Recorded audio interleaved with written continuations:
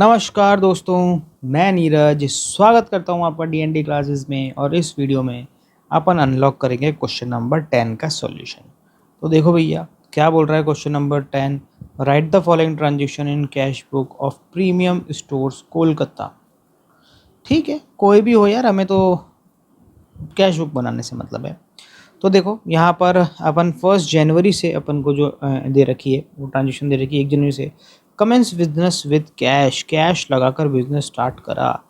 तो आ जाएगा भैया यहाँ पर क्या, टू कैपिटल, और कैश में लिख देंगे अपन 50,000 रुपये। बैंक में आ गया डैश। 2 तारीख को हमने open bank account and deposit cash in bank, हमने बैंक अकाउंट ओपन करा। तो भैया पेमेंट साइड में आ जाएगा। ठीक है, 2 जनवरी, यहाँ अपन लिख देंगे क्या, बाय बैंक, और अमाउंट आ जाएगी। अब क्योंकि ये डबल कॉलम कैश बुक है तो हमारी बैंक में डिपॉजिट कराने की एंट्री हमेशा कौन सी होती है, काउंटर एंट्री होती है। तो देखो 2 जनवरी को दोनों साइड आ जाएगी, यहाँ पर तो आ जाएगी बाय बैंक और यहाँ आ जाएगी क्या, टू कैश। काउंटर का सी लिख देंगे, जहाँ बैंक लिखा है वहाँ तो अमाउंट आ जाएगी कहाँ पर, कैश के अंदर 2,000 रुपये, और जहाँ कैश लिखा है वहाँ अमाउंट आ जाएगी बैंक के अंदर 2,000 रुपये।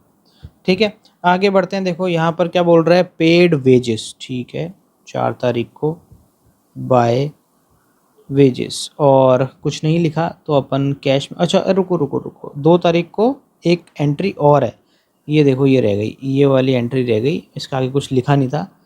तो वेजेस वाली बाद में करेंगे, पहले ये वाली करते हैं भैया complete. Purchase goods in cash, यहाँ पर गुड्स परचेज करा है अपने, 2 तारीख की ही एंट्री है। तो आ जाएगा बाय परचेज, और कैश में परचेज करा है तो हम कैश के अंदर कितना लिख देंगे, 20,000 रुपीज़। अब कर लेते हैं वेजेस वाली एंट्री, 4 तारीख की बाय वेजेस, और ये भी कैश में ही है आएगा क्योंकि इसने कुछ नहीं लिखा है, तो कैश में लिख देंगे। 5,000 रुपये ना, नहीं देखो ये ऐसे गड़बड़ हो जाती है यार। देखो 5,000 रुपये, 20,000 रुपये नहीं है, ये 5,000 रुपये लिखा नहीं था ढंग से, ये रहा 5,000 रुपये। चलो इसके बाद में वेजेस के 500 रुपये हमने लिख ही दिए। आगे क्या बोल रहा है, कैश सेल्स 6 तारीख को 2,000 रुपये की, तो 6 तारीख आ जाएगी, और आ जाएगा क्या, टू सेल्स, और कैश में करिए इसलिए कैश में 2,000 रुपये आ जाएंगे। ठीक है, बैंक में डैश करता हूँ। चलो भैया, अब 6 तारीख को एक और काम हुआ है, परचेज भी करा है, तो बाय परचेज, फिर से गुड्स परचेज कर लिया कैश में, तो 6,000 रुपये कहाँ लिख देंगे भैया, कैश के अंदर लिख देंगे, बैंक में फिर डैश आ जाएगा। आगे बढ़ते हैं भैया, 10 तारीख को sold goods of 4,000 rupees and payment received by cheque which is deposited in bank, allowed cash discount of 400 rupees, received advance from Amit by cheque. अब वो अलग एंट्री है, ये अलग एंट्री है। यहाँ पर क्या हुआ है कि हमने गुड सेल करा है 4,000 रुपये का, और हमें पेमेंट रिसीव हो गई है पर चेक के थ्रू रिसीव हुई है, और हमने उसी दिन क्या करा दिए, उसको डिपॉजिट करा दिया है बैंक के अंदर। ठीक है, तो हमने सेल करी है, तो हम यहाँ पर क्या कर देंगे, 10 तारीख को एंट्री करेंगे, और यहाँ पर क्या लिख देंगे भैया, टू सेल्स। अब हमने जो सेल करी थी वो 4,000 रुपये की करी थी, और हमने उस पर 400 रुपये का क्या दिया, डिस्काउंट भी दिया, तो 400 रुपये का डिस्काउंट माइनस करना पड़ेगा। और क्योंकि हमने उसी दिन बैंक में डिपॉजिट करा दिया, इसलिए हम कितना लिख देंगे, 3,600 रुपीज़। चलो आगे बढ़ते हैं यहाँ पर। इसके बाद में बोल रहा है received advance from Amit cheque, Amit से हमें चेक एडवांस में चेक रिसीव हुआ है।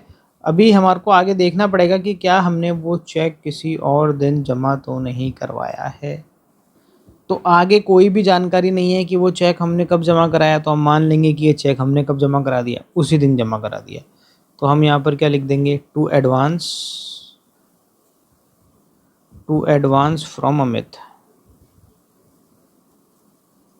फ्रॉम अमित, और बैंक में लिख देंगे सीधा 6,000 रुपये। ठीक है, आगे बढ़ते हैं भैया। 15 तारीख को पे टू भास्कर, भास्कर को हमने पे करा है, और भास्कर को हमने कितनी अमाउंट पे करी है, 2,800 रुपये। तो आ जाएगा आपका 15 तारीख को बाय भास्कर 2,800 रुपये। चेक से तो नहीं करा, नहीं, 2800। ठीक है, अब हम आगे बढ़ते हैं। आगे तुम्हारे को बोल रहा है ये 18 तारीख को परचेज गुड्स फ्रॉम कंचन। यहाँ पर ये जो 18 तारीख वाली एंट्री है, ये देखो बीच के अंदर तुम्हें कर देगी भयंकर कंफ्यूज, और तुम यहाँ पर परचेज यहाँ पर फटाफट डाल के परचेज लिख दोगे। नहीं, ये एंट्री आएगी ही नहीं। क्यों नहीं आएगी? क्योंकि ये एक क्रेडिट ट्रांजैक्शन है। यहाँ पर कहीं नहीं लिखा है कि गुड्स हमने परचेस करा है, वो कैश में परचेस करा है, कंचन लिखा है। इसका मतलब एक क्रेडिट ट्रांजैक्शन, और क्रेडिट ट्रांजैक्शन की कैश बुक में कोई जगह नहीं है। ठीक है, तो ये इस एंट्री को हम पूरी तरीके से क्या कर देंगे, इग्नोर कर देंगे। आगे देखते हैं भैया 20 तारीख को, goods of 10,000 rupees was destroyed during transportation, transportation company admitted the claim in full. देखो हमें नुकसान हो गया भैया बहुत ज़बरदस्त यहाँ पर 20 तारीख को, और पर हमारा जो नुकसान हुआ है उसमें हमारा कैश गया क्या? नहीं, हमारा गुड्स गया। तो क्या नुकसान होने की एंट्री हमें कैश बुक में करनी है? नहीं करनी। दूसरा, इंश्योरेंस कंपनी ने अभी क्लेम एक्सेप्ट करा है, पेमेंट अभी हमें नहीं मिली है, तो इसीलिए 20 तारीख वाली एंट्री भी हमारे कैश बुक के अंदर नहीं आएगी, क्योंकि यहाँ पर किसी भी तरह की कैश की ट्रांजैक्शन नहीं की गई है। आगे बढ़ते हैं। जनवरी 27 को received cheque from the transport company. हाँ, अब ठीक है ना, देखो हमें चेक मिला है तो हम रिसीव्ड साइड में लिख देंगे भैया 27 तारीख टू ट्रांसपोर्ट कंपनी, और 10,000 रुपये हम सीधा क्या लिख देंगे, बैंक में। इसके बाद 28 तारीख को बोल रहा है विड्रीव फ्रॉम बैंक, बैंक से हमने निकाले हैं पैसे 5,000 रुपये, तो उसकी कॉन्ट्रा एंट्री बनेगी 28 तारीख को। 28 इधर लिखेंगे और 28 इधर लिखेंगे। यहाँ लिखेंगे क्या, बाय कैश, और यहाँ लिखेंगे टू बैंक, और कॉन्ट्रा का सी आ जाएगा। जहाँ कैश लिखा है वहाँ अमाउंट आ जाएगी बैंक में 5,000 रुपये, और जहाँ लिखा है बैंक वहाँ अमाउंट आ जाएगी कैश में 5,000 रुपये। ठीक है, last entry, issue cheque as advance to Grand Machines. यहाँ पर हमने एडवांस पेमेंट करी है, तो जाहिर सी बात है पेमेंट साइड में ही आएगा 30 तारीख को, बाय ग्रैंड मशीन्स,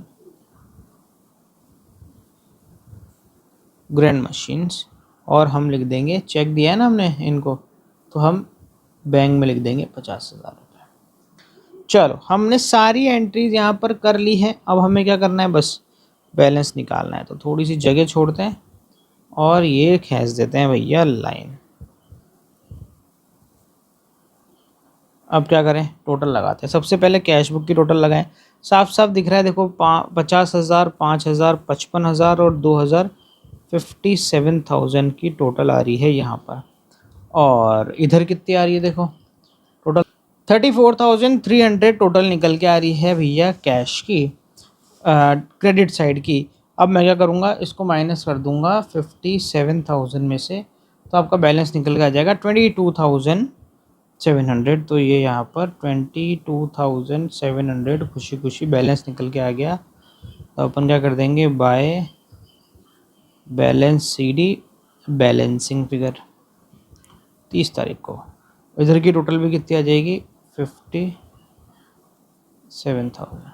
ठीक है, अब हम बैंक की टोटल लगाते हैं। अब देखो बैंक की इधर की टोटल तो कितनी आ रही है, 55,000। इधर की भी लगा के देख लेते हैं, 20,000 प्लस 3600 प्लस 6,000 10,000, 39,600। तो देखो टोटल इधर की ज़्यादा आ रही है, मतलब क्रेडिट साइड की टोटल ज़्यादा आ रही है 55,000, और इधर की टोटल आ रही है कम 39,600। तो बैलेंस जो निकल रहा है वो निकल रहा है 15,400 रुपये, और डेबिट साइड निकल रहा है 15,400 रुपये। इसका मतलब यहाँ पर हमारा बैंक का नेगेटिव बैलेंस हो गया है, ओवरड्राफ्ट बैलेंस हो गया है। तो हम यहाँ पर क्या लिख देंगे, to balance CD, balancing figure, और यहाँ पर लिख देंगे भैया ओवरड्राफ्ट।